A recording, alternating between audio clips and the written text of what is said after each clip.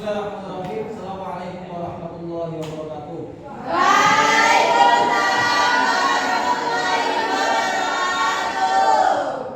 Sehat semua ya? Seperti biasa, sebelum kita mulai pembelajaran pagi hari ini, kita mulai dengan membaca Al-Quran. Ya, rutinitas biasanya. Sekarang sampai ayat berapa? Al-Baqarah kan?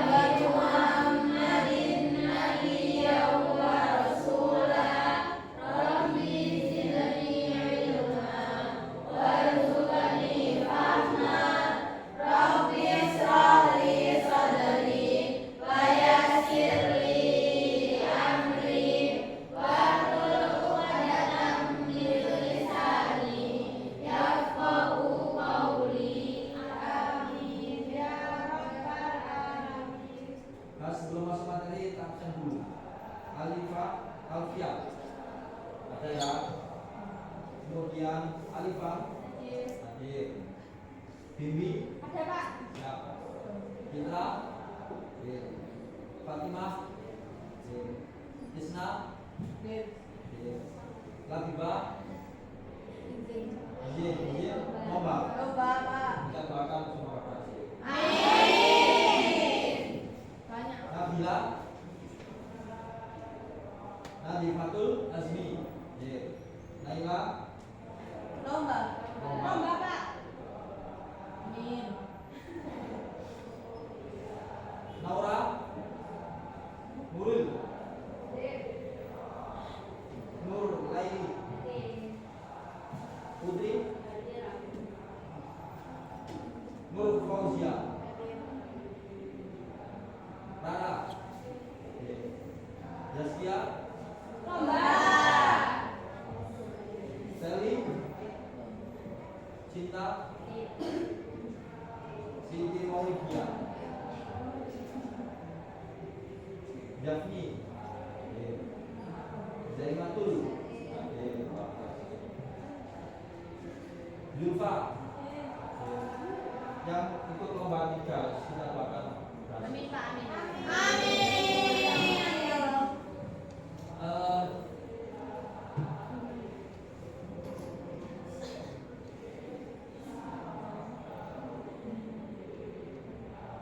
Baik.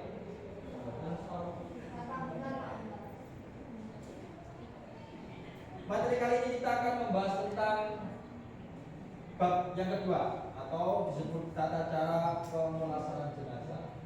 Nah, di umat Islam itu dianjurkan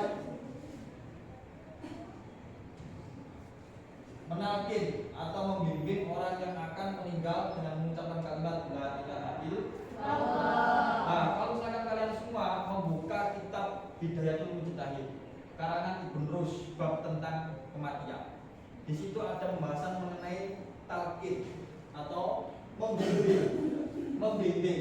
Nah, di situ dijelaskan bahwa baginda Rasul bersabda, jika ada keluarga kita yang mau meninggal dunia, maka kita sebagai anak dia, maka harus ada di samping orang tua.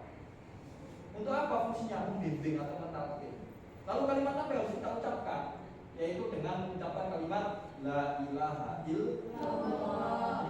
Jangan sampai kalau misalkan nanti kita sebagai anak, kemudian orang tua kita meninggal dunia atau kerabat kita meninggal atau mbah kita meninggal, nenek kakek, kemudian kita tidak tahu tentang itu.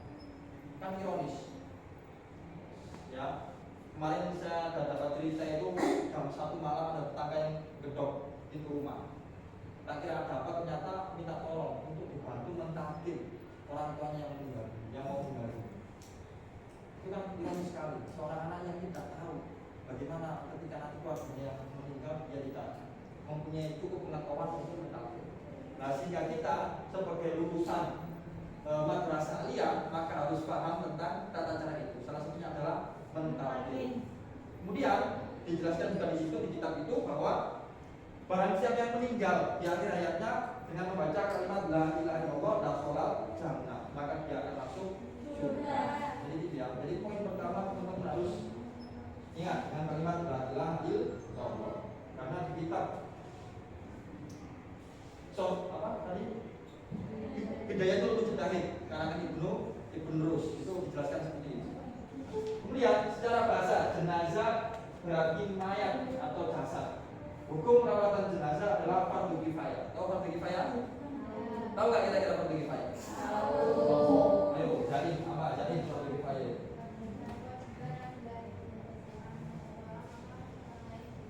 Ya, kewajiban apabila dilakukan oleh satu orang, maka kelompok yang lainnya gugur.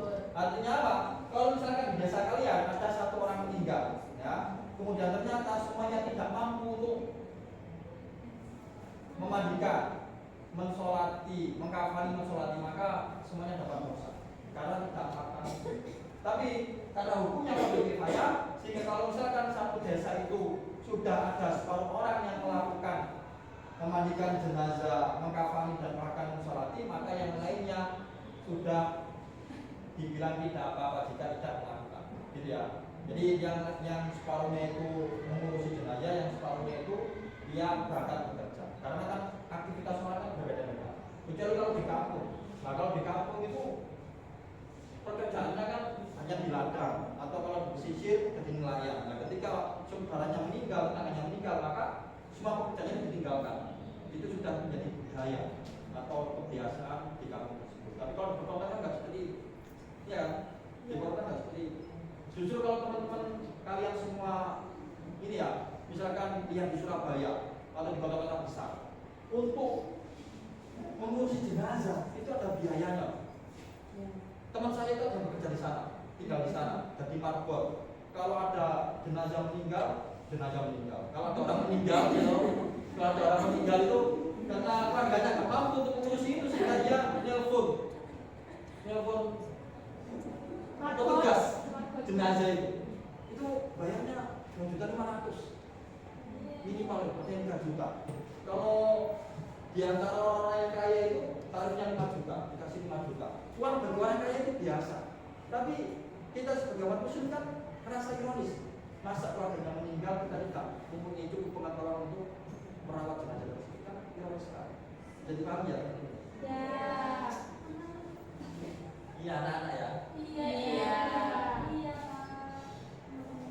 Oke, kalau kita melihat sabda Baginda Rasul di sini dijelaskan salah satu ya'liyun la tafiruhunna. 3 perkara wahai Sayyidina Ali yang harus dipercepat, ya, tidak boleh ditunda-tunda, kata Baginda Rasul. Apa yang pertama? As-sholatu idza atas. Apabila telah datang waktu sholat, telah masuk maka harus segera dilaksanakan. Tidak boleh ditunggu-tunggu, ntar lagi. Yang kedua, wal janazah idza hadarat. Apabila jenazah telah tiba, maka harus diserahkan untuk dikuburkan. Kemudian yang ketiga, wal ayyinu idza wajadat kufuan. Dan janda bila telah menemukan jodohnya maka harus disegerakan untuk menikah. Nah, di sini semua kan masih perawan loh. Belum pernah dan nikah loh. Masih muda-muda ya. Jadi gitu. Jadi 3 perkara, masih tunggu. Jadi 3 perkara yang harus disegerakan. Salah satunya yang kita bahas itu adalah apa tadi? Apabila jenazah sudah tiba maka harus disegerakan. Nah,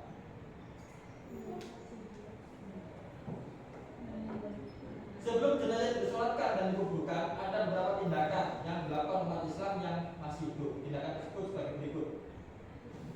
Disunahkan memberitahu keluarga, kerabat dan teman-teman si jenazah agar mereka memperoleh pahala dari mengurus dan mendoakan. Saatnya jam 2 dimulai.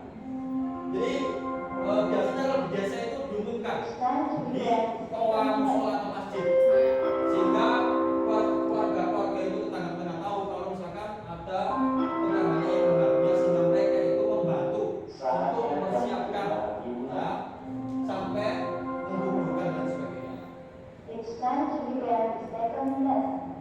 Boleh menangis atau bersedih ketika ditinggal oleh saudara kita yang meninggal, tapi dengan catatan bahwa tidak boleh berlebihan, seperti berteriak-teriak atau menyobek-nyobek pakaian, itu nggak boleh.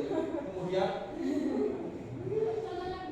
jadi sobek-sobek pakaiannya, terus kemudian menangis meratap sampai nggak mau ngapa-ngapain. Lah kalau melamun, Pak. Apa? Melamun. Melamun tapi nggak boleh berlebihan. Melamun yang berlebihan itu gimana, Pak? Melamun tak berlebihan, kalau melamunnya gini terus kamu ditanyain nggak sadar-sadar, akhirnya kesurupan. Ya, pokoknya intinya itu kesedihan itu boleh, tapi nggak boleh berlarut-larut atau berlebihan. Itu nggak boleh. Kemudian disunahkan bertakziah, tidak mencela orang yang sudah meninggal dunia, nggak boleh. Kita nggak boleh ngerasani, nggak boleh air, itu nggak boleh.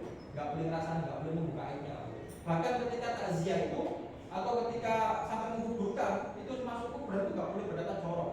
Mulutnya tulisannya kan bersejarah, sunahnya gitu. Apalagi ngerasani si mayit itu nggak boleh.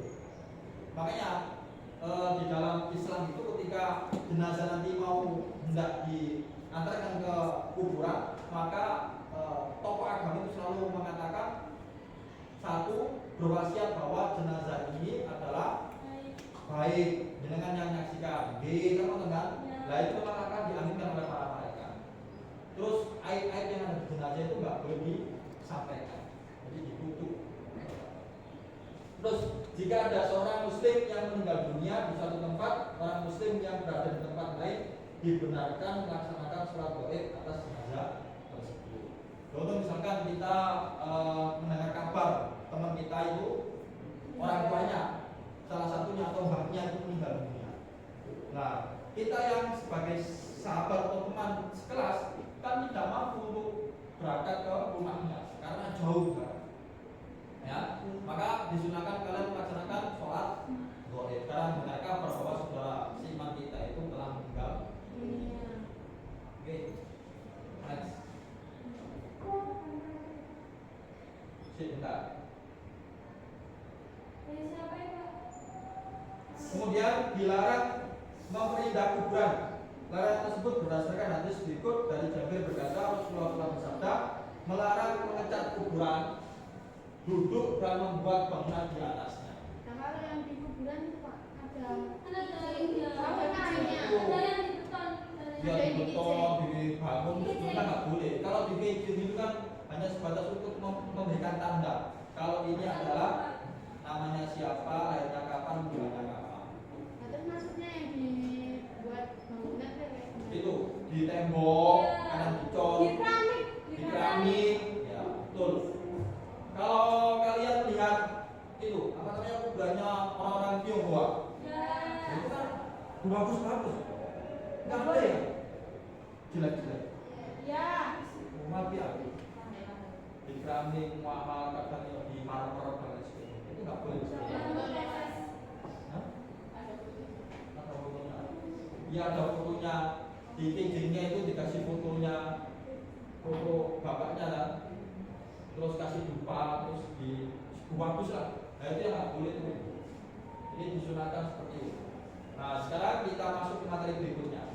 Satu, yang pokok itu adalah memandikan jenazah, ya. Terus nanti masuk ke mengkafani jenazah, baru nanti masuk ke mensolati jenazah. Kita praktek langsung ya. Karena kan kemarin kan kita sudah masuk ke materi secara tekstual. Nah sekarang kita langsung praktek agar kita bisa memahami bagaimana tata cara memandikan jenazah dengan baik dan Benar. Dua anak bisa membantu saya untuk ngusung gitu loh. Bisa. Mengangkat meja. Bisa. Zulfa. Siapa? Zulfa. Terus terserah siapa. Saya Zulfa. Pak kasih dulu.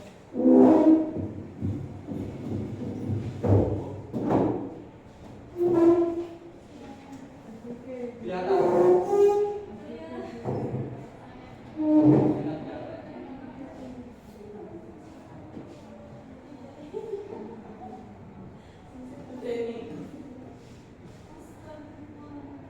Ada lagi ember tadi.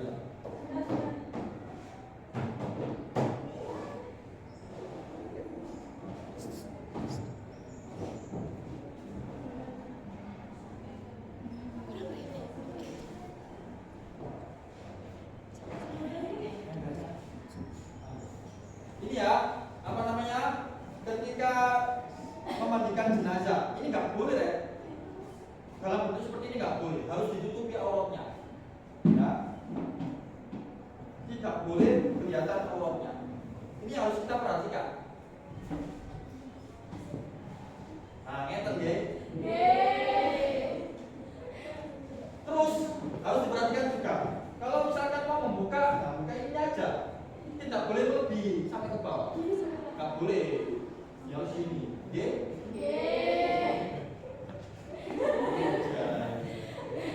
Nah, perhatikan, memandikan jenazah itu nggak boleh rame-rame. Kecuali ini salah ini kabarnya ini. Nggak boleh dicontoh ini. Nah, karena ini bukan tontonan. Sehingga kalau memandikan jenazah itu harus di ruang tertutup. Nah, kalau di desa itu dibalut ini kain hijau, warna hijau. Umat. Loh, salah itu. Di desa saya itu kalau ada si mayat meninggal karena orang awam, bukan kencing-kencing gini. Loh, ini apa berarti, Pak? Kalau salah berarti yang Iya, berarti awam sempat.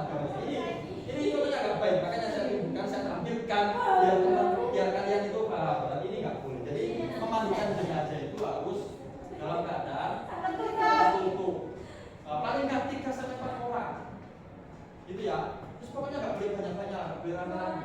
Kalau 2 orang kurang, biasanya 1 dengan guru, 2, 3. Kalau misalnya kalau di desa itu ada di pangku, dengan cara di pangku 3 orang, yang satunya itu nyirami. Kalau misalkan tempatnya sudah seperti ini profesional, gitu, berarti seperti ini posisinya dengan ada mejanya. Nah, kalau di masjid-masjid itu ada tempat khusus untuk memandikan jenazah. Pak Modin pun itu harus mengarahkan, membimbing. Kita boleh melihat. Kalau bisa keluarganya sendiri yang memandikan, mungkinnya, ya. Ada satu hadis. Kalau misalkan ada seorang perempuan yang meninggal, kemudian di situ tidak ada perempuan, hanya komunitas laki-laki, misalkan, maka tidak boleh dimandikan, cukup tayamum. Ya, kemudian yang tayamum, yo, punya laki-laki, tapi nggak boleh dimandikan. Laki-laki, nggak usah. Enggak, itu kan ada hadis menceritakan bahwa kalau seandainya ada satu perempuan yang meninggal dan di kalangan komunitas laki-laki, yo tidak ada perempuan yang lain, maka harus ditayamum, nggak boleh dimandikan. Begitu pula dengan sebaliknya. Kalau yang meninggal laki-laki, komunitasnya itu perempuan, maka harus ditayamum, harus dikafani. Intinya itu tidak boleh dimandikan. Kalau memang di situ adalah laki-laki, yang meninggal perempuan atau seperti itu. Terus itu yang pertama. Terus kedua, kalau jenazahnya itu kan ada 2, ada 3 macam. Ada yang mati syahid dunia, ada yang mati syahid akhirat, dan ada mati syahid dunia akhirat. Khusus mati syahid dunia akhirat, yaitu jihad fisabilillah, kata baginda Rasul ketika perang Uhud pada waktu itu, ya. Kan ketika ada sahabat yang perang Uhud meninggal dunia, maka Rasul mengatakan tidak perlu dimandikan. Baju dan darahnya itu sebagai saksi bahwa dirinya itu telah berjaya di jalan Allah. Boten langsung dikuburkan. Disolatirin baru dikuburkan. Oke? Ini sebagai contoh ya. Gadanya ilustrasi saja. Ilustrasi. Nah, ketika memandikan jenazah, nah ini satunya itu air sabun, gitu. Ini satunya air kapur barus. Ya, air bersih itu. Maksudnya air putih bersih. Boten. Air putih bersihnya itu dikasih kapur barus, dicampur daun bidara. Yang satunya langsung dikasih sabun. Kalau kapur barus tak boleh nggak? Boleh kalau nggak ada daun bidaranya. Kalau daun bidara tak boleh. Loh, kamu harus kan udah didapat. Kalau daun bidara itu susah didapat. Ya tetangganya itu pasti akan membantu. Saya yakin orang Jawa itu prosesnya itu tinggi.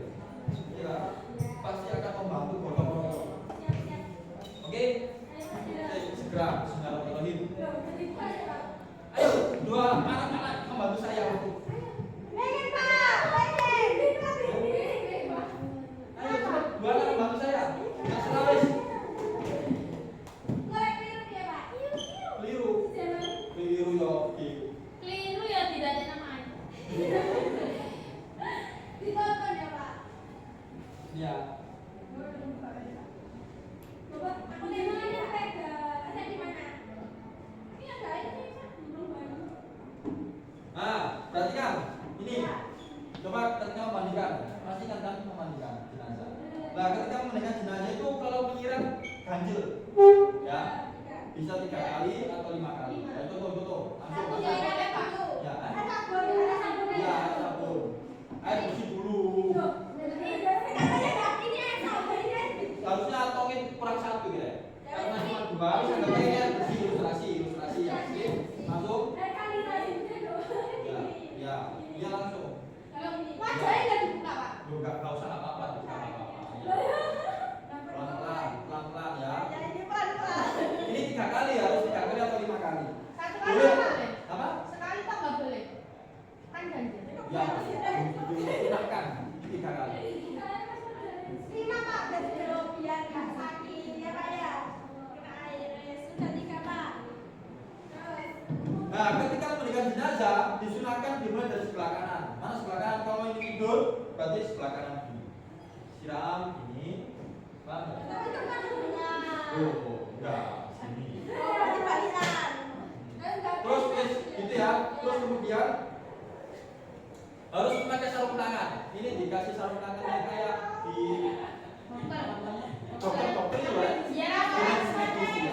Ini harusnya tadi pinjam PKU. LKS UKS sekolah pinjam tadi harusnya ya untuk apa namanya ya biar nanti Biar apa Pak? Pakai sarung tangan. Biar apa Pak? ya karena nanti kan kalian kan juga bersihan kotoran loh tanganmu ini kan bersihan kotoran sehingga nanti sarung tangannya itu setelah itu dibuang Tapi kalau nggak pakai nggak apa? ya kalau nggak ada nggak apa-apa ini kan nggak usah bikin apa ini langsung dibuang. Biasanya mama gitu soalnya. Nah nanti ya ketika memandikan jenazah iya harus dimandikan kan dibersihkan hidungnya ini prakteknya langsung gimana Pak? Dibersihkan ya dibersihkan terus giginya ya terus telinganya ya terus Sininya enggak Pak? ya ini kalau misalkan membersihkan kotorannya ini diangkat sedikit ya enggak ini diangkat sedikit ke kanan ya ditekan sedikit biar kotorannya keluar oke jadi paham ya nah ini pakai air sabun ya kalau sudah bersih semuanya baru ini sudah pakai air sabun ya sudah dibersihkan kemudian baru dipakai air bidara atau air campur baru ya 3 kali minimal dari kanan 3 kali terus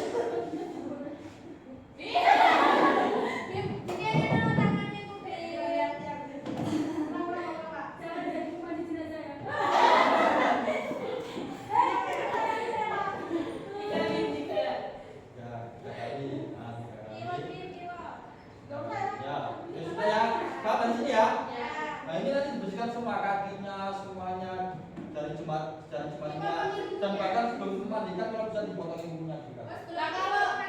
Atau kalau lupa ya waktu memandikan nggak apa-apa. Kandang kan itu tetap dibersihkan kok. Makanya yang memandikan jenazah itu tidak boleh menceritakan penyakit yang diderita oleh si mayit. Baik itu berupa penyakit kulit atau penyakit apapun, meskipun cantik kan juga harus disampaikan.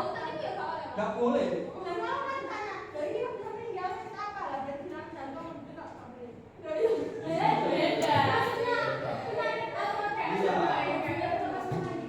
Penyakit aurote itu, babi. Paham dari sini ya? Nah, baru setelah itu nanti di boten di wudu. Ya seperti wudhu biasa. Kalau ini ya, kalau misalnya diperhatikan ya, kalau membasuh muka atau ketika menyiram kepala itu kepalanya ini didirikan gini. Maksudnya, iya supaya nggak masuk ke hidung. Biar airnya itu nggak masuk ke hidung. Meskipun ketika nyiram itu ya, nyiram kepala itu harus diperhatikan. Kanan kirinya, hidungnya, sampai nyiram soalnya nggak boleh lah. Nanti airnya itu masuk ke hidung. Jadi harus diperhatikan. Paham ya? Nah kalau berwudu ketika memberikan air untuk berwudu jenazah maka harus diiring loh. Iya, wajib ngumuri sih. Gimana ngumurinya? Terus diusapi air. Orang jenazah. Ayo, lagi kabel. Jadi gini aja. Ini pakai diusapi air ya. Kok ada ibunya kayak gini? Ayo praktek wudunya Pak. Ya Terus gini ya biasa itu. Terus kemudian kepalanya kan diri non ini silakan biar tidak masuk hidung. Biar terus diperhatikan telinganya juga nggak boleh masuk ke telinga. Kemudian diusapi tangan dibasuh. Ini. Kalau dilap pakai tangan aja udah Pak. Hah? Bisa dipakai tangan juga boleh. Boleh. Biar mau minimalisir Ya, sudah. masuk. Paham ya? Kalau sudah paham kita masuk ke pengkafanan jenazah. Saya juga ini. Ada pertanyaan tentang pemandikan jenazah? Iya. Jadi semua poin itu diperhatikan, oke? Tadi, ayo Mbak, jenengan.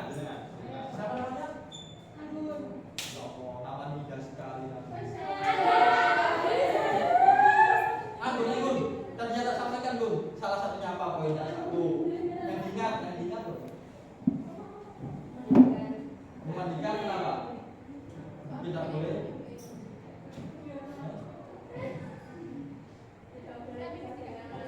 Tidak boleh disaksikan oleh orang banyak, paling nggak 3, 4 ya, terus maksimal 5, nggak boleh ditonton. Lah, Pak kalau di desa kan cuma ikut gimana, Pak? Dan gimana kan sudah saya jelaskan. Ya, Biasanya itu orang di desa awam. juga biasa. Berarti orang yang ngerti itu disampaikan bapak-bapak, ibu-ibu bahwa tidak boleh ditonton karena ini bukan tontonan. Lah kan keluarganya, Pak. Lah keluarganya. Biasanya tuh Pak, sak keluarganya itu ikut buyutnya, cucunya, anaknya. Yang disampaikan gitu, semuanya. disampaikan. Karena belum tahu, jadi nggak boleh sampaikan cepat marah-marah. Ayo terus sekarang setelah kita memandikan jenazah, kita masuk ke mengkafan. Ayo, Mbak, Mbak. Nah, nanti Ayo.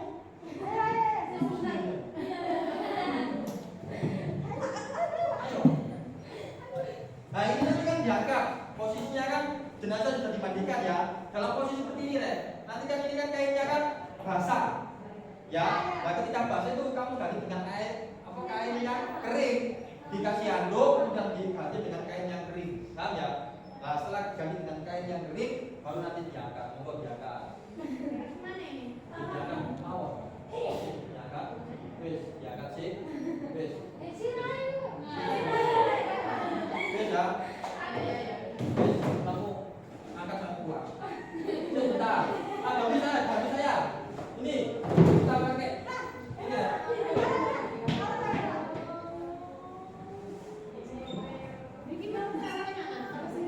Kalau jenazahnya laki-laki, maka berapa kain? 3 kain ya. Gini caranya. Kalau jenazahnya laki-laki 3 kain. 1 kain besar, oke. Nah, ini kain nomor 2. Untuk yang kain nomor 2 itu berarti sebelah kanan. Oke. Ini kalau jenazah laki-laki. Dan terus kain ketiga sebelah Kiri. sama apa? Contoh aja contoh.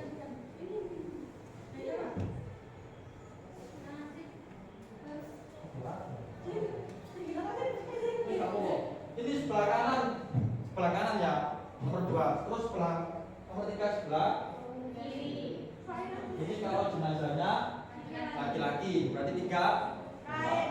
Nah kalau jenazahnya perempuan 5 kali. Berarti kalau 5 kali 5 kain, oke. Ini sekarang jenazahnya perempuan 5 kain. Kain pertama panjang, terus kain kedua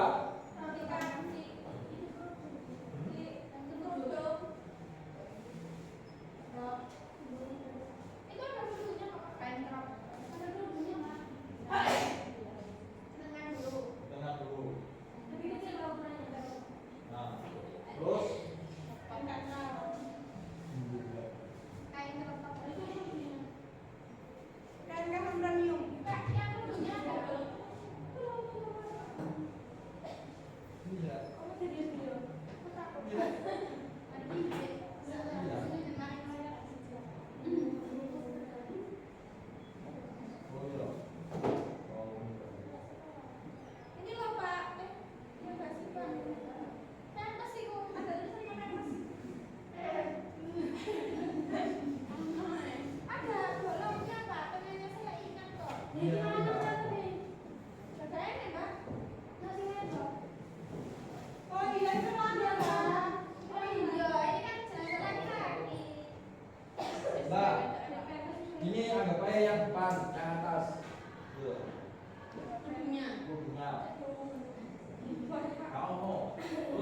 kemudian ini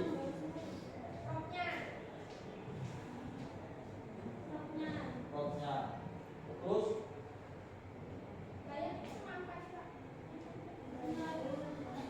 kemudian pinggulnya ya.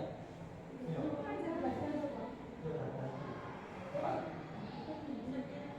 Terus termasuk ini ya. Ya.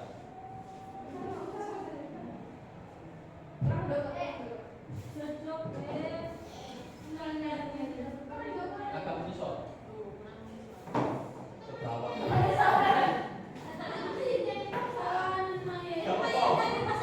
Kurang Jawa, Jawa ya Bayu.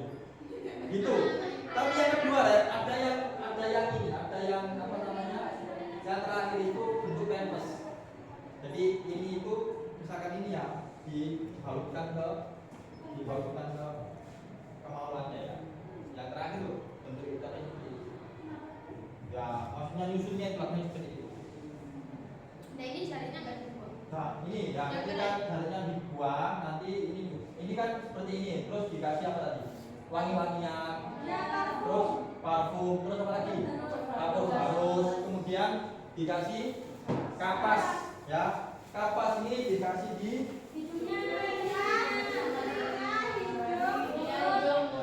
telinga, hidung, terus mulut, terus kemaluan. Jadi semua lubang itu harus 7 lubang itu harus ditutupi.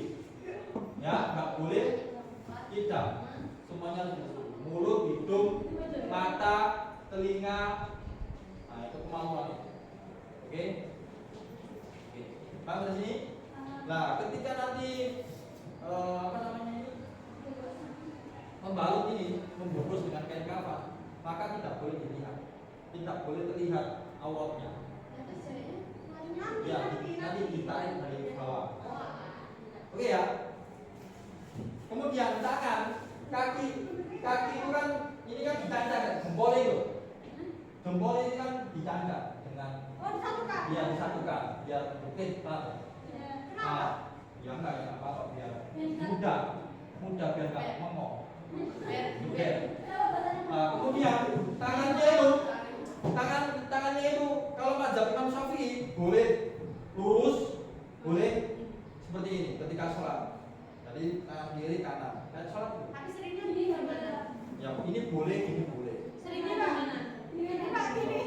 Selain itu nggak boleh. Cuma dua posisi nggak boleh. Gini nggak boleh, kayak foto nggak boleh. Tangan itu kalau Imam Syafi'i ya mazhabnya boleh seperti ini. Kalau kita pakai mazhab Imam Syafi'i boleh lurus seperti ini atau boleh seperti ini. Oke? Seringnya. Ya.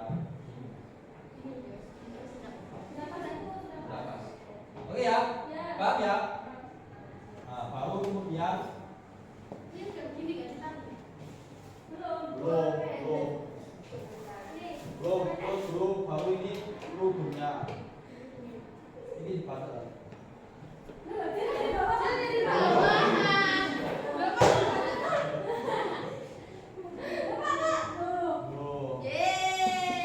Nah, terus baru dikafani. Ini posisinya terlalu lebar. Iya, kain kafannya. Foto dulu. Sini. Terus.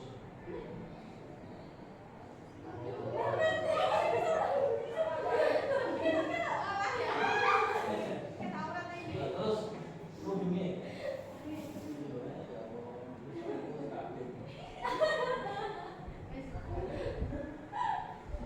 Rubungnya. Ini ya.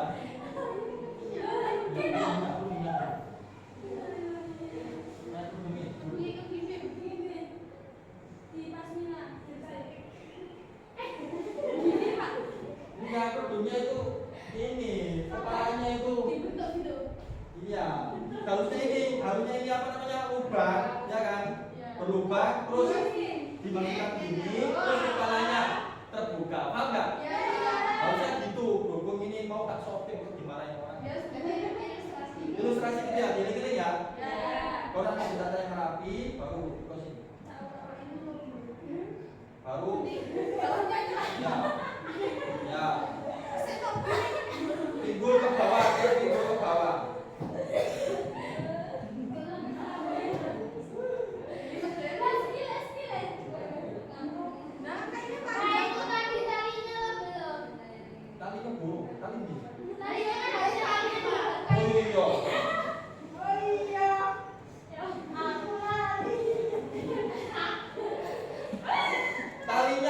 ketinggalan.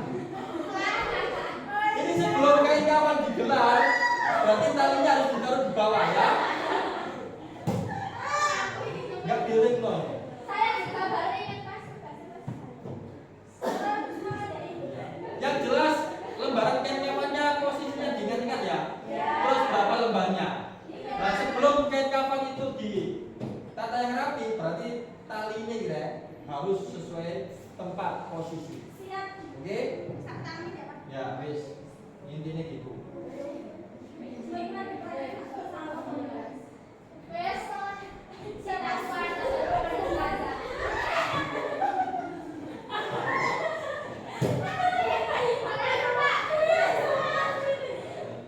Dari mana dulu ini? Ini atas. Sembarang, suka pokok. Indah deh kamu deh.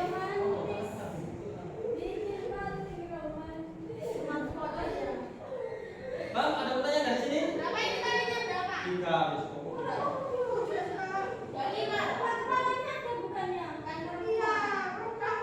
Nomor 5 ya. Apa ya? Mana ini kakinya di pucuk pendek kaki ya, Mas? Duh, ini. Yo.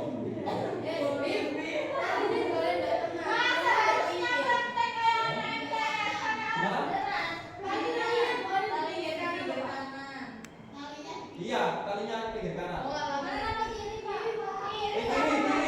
Kiri. Tapi soalnya jenazahnya itu ngadep ke kiblat sebelah kanan, ya. Sehingga untuk memudahkan melepas jenazah.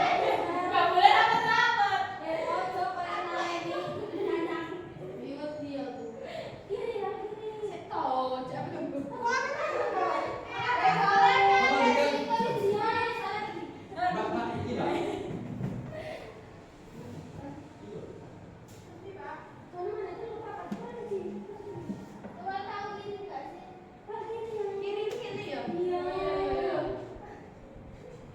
Loh, sudah dapat gitu aja. Loh, bentar.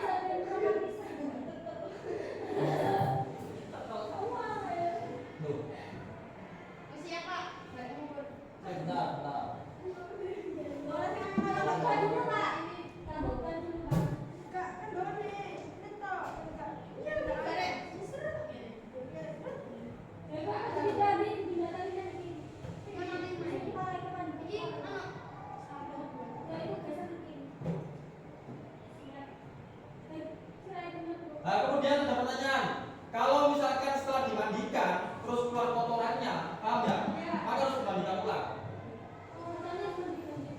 Tapi kalau misalkan posisinya sudah dibalut dengan kain kafan seperti ini, sudah rapi, kemudian keluar kotorannya, maka kotorannya dibuang, tidak perlu dimandikan ulang. Nggak usah, nggak apa-apa. Kalau jenazahnya perempuan waktu saya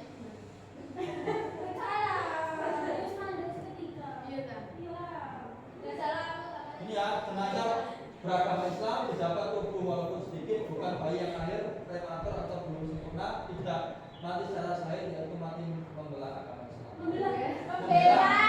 Ya. Nah, ini tentang memandikan jenazah. Ini memandikan jenazah dilakukan di tempat tertutup, meletakkan jenazah di tempat yang tinggi dengan memberikan atas semuanya. Memberikan memberikan kain basah untuk menutupi alat jenazah, menekan dan mengurut bagian perut jenazah untuk mengeluarkan kotoran. Mengalirkan air ke seluruh tubuh jenazah minimal 3 kali siraman. Jenazah diwudukan terakhir. Terus mengkafani jenazah, baik bersih dan menutupi seluruh tubuh jenazah berwarna putih, nggak boleh selain kain berwarna putih ya. Kering dan berminyak wangi, bukan berbahan sutra bagi laki-laki. 3 lapis untuk jenazah laki-laki dan 5 lapis untuk jenazah perempuan. Nah, ketika mensolati jenazah, coba praktek mensolati jenazah. Sekarang, nah ini kan sudah dikafani ya. Nah, kemudian susunannya tadi diingat-ingat, kita review. 1, tali ya, talinya dulu baru. Nah, kemudian disiapkan setelah kain panjang kalau bodoh intinya 5 lembar untuk perempuan. Disiapkan kapur baru, terus kemudian wangi-wangian. Jadi bosnya segitu. Ya, bukan ditabur di jenazahnya, di kainnya. Ya, wangi-wangiannya juga gitu. Nah, kemudian setelah itu baru kita masuk ke posisi mensolati jenazah. Nah, ketika mensolid jenazah, kalau jenazahnya laki-laki, posisinya di mana? Di kepala, oke. Kalau jenazahnya laki-laki, maka posisinya sholatnya di kepala. Nah, kalau perempuan? Nah, di perut ya, posisinya ya, di perut. Nah, kemudian kalau misalkan berjamaah, maka satu soft minimal itu 2 orang dan harus ganjil. Itu posisinya. Ya, kan imam satu, kemudian makmumnya itu ganjil posisinya. 3 soft atau 5 soft. Nah, kalau nggak tahu nggak apa-apa. Kalau tahu diusahakan posisi makmum itu dibagi menjadi ganjil 3 soft atau 5 soft atau 7 soft. Ya, satu soft yang minimal 2 orang. Bisa dipahami? Paham ya? Nah, ayo coba langsung praktek. Misalkan ini kan jenazahnya perempuan, yang imam siapa imam? Ayo sini cepet. Ayo, sini posisi. Ayo, waktu kita mau habis. Ayo cepet. Ini posisi sholat, ini jenazahnya perempuan ya. Imamnya di depan. Kita nanti praktek sholat sampai bacanya selesai. Ada berapa takbir? 4 takbir, 1 takbir. Al-Fatihah. Takbir kedua, sholawat Nabi. Takbir ketiga, dua jenazah. Takbir keempat, kalau jenazahnya laki-laki pakai domir. Kalau jenazahnya perempuan pakai domir. Kalau misalkan ini jenazahnya perempuan kan, imamnya di depan, ayo harus pakai 3 soft. Yo, 3 soft. Ayo. Maju. Ayo 3 baris. Nah, sini tambah. Ayo, belum. Ayo. Nah, kita praktek langsung bacaan sholat, oke? Yuk bareng-bareng. Ayo, kita mulai ya. Kita mulai pakai sholat jenazah. Ini perempuan. Monggo.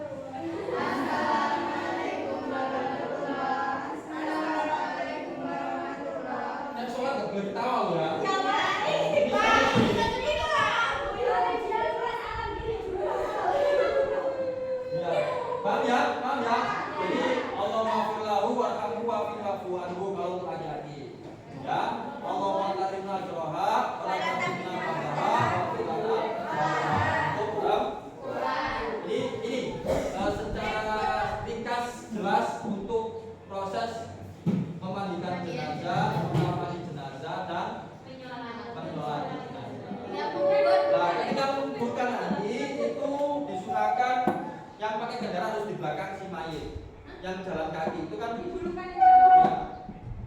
Atau ini. Lah kalau kerandanya dinaikin sepeda di mana? Ya di belakang keranda itu yang mana? Enggak, pakai kan ada orang gotong. Terus sepeda sama gotong keranda. Terus orang yang gotong itu naik sepeda biar enggak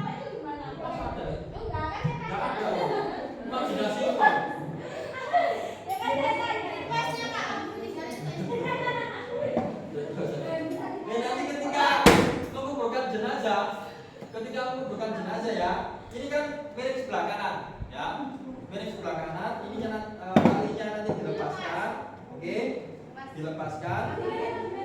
Nah, nanti dimiringkan terus wajahnya dibuka. Ya. Ya kan bukannya bisa buka Pak. Ya, kan belum. Oh. Oh, belum kan belum. Nanti Nanti ku itu berarti wis kira. Enggak bisa. ya nanti maksudnya jadi kabur, di kabur nanti.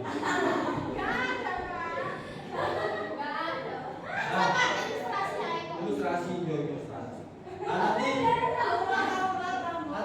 kan wajahnya kan kelihatan sedikit. Lah, pipinya itu nanti nempel ke kanan. Biasanya itu nanti dikasih gundukan sedikit. Ya, pipinya ini ya adalah biar pipinya ini nanti nempel di kanan. Oke? Terus dipasang. Ya, dilepas. Terus dilepas. Ya nggak usah dilepas, pokoknya dilepas gini aja sudah. Dilonggarin. Dilepas. Ya sunahnya dilepas. Terus ininya, ini bawahnya di tanah pipinya. Iya. Nah terus ininya biar dia gini terus gimana? Ya sudah dikasih gundukan biasanya yang menguburkan sudah menyiapkan tanah-tanah penahan. Nah, kemudian baru dikasih kayu biasa jenazah, kemudian baru ya baru kemudian di pelan-pelan ketika memasukkan tanah itu pelan-pelan. Berapa orang yang di bawah Pak? Biasanya dua atau tiga, minimal dua. Satu nggak bisa. Ya, minimal dua. Ada yang diadani. Ada yang diadani. Diadani. Tapi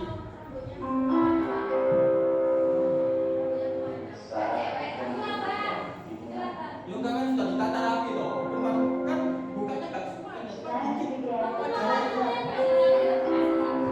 laki-laki juga buka. Iya. Yang nggak dibuka itu kalau orang sudah bilang Saat yang ketiga dimulai. Ya kalau kasusnya kecelakaan kalau nyantur ya nggak usah ya. Kan itu kan iya.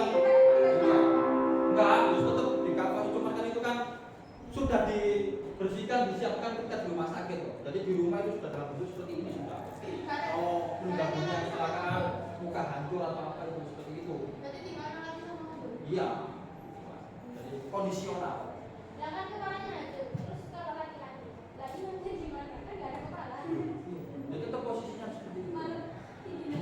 Terus saya kira cukup ya. Saya kira cukup. Mohon maaf kita lanjutkan pertemuan di depan. Jadi materi ini diakhiri sampai di sini. Kita lanjutkan diskusinya di pertemuan selanjutnya. Saya akhiri, mohon maaf, sekian. Wassalamualaikum.